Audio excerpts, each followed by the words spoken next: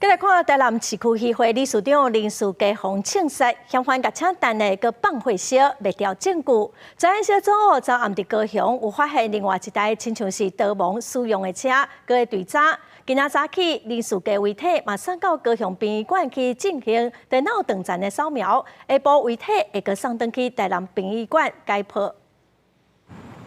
台南市发生重大枪案，警方随开始大动作扫乌，随搁查到刑案3件6人，通缉犯2人，含毒品，搁有食酒塞车案件。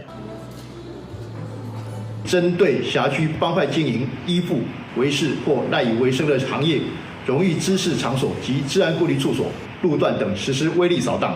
针对台南市区议会理事长林书记枪杀命案，为着要进一步确认林书记着枪的所在和致命伤，找到透早先将林书记遗体送去高雄殡仪馆进行电脑断层鉴定，下晡才去送去台南殡仪馆破目验尸。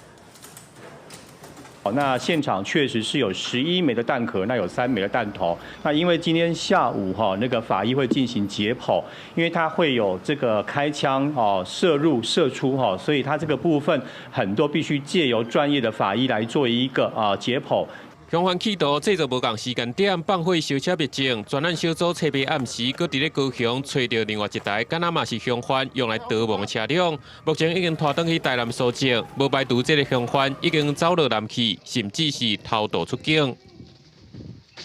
第2辆车确实有掌握，但是目前我们仍然在厘清调查中。身份上面有没有掌握这边部分，因为是属于侦查中所以没办法跟大家报告。所以至于说后面说不说是已经出境这个东西，基本上我目前来讲，我们都还在调查中啦。搁存无几天，特别退休的台南市警察局长廖宗山，特别落林进前发生重大刑案，透早嘛亲身去到分局了解案情，表示有信心绝对会抓到人，移送法办。记者综合报道。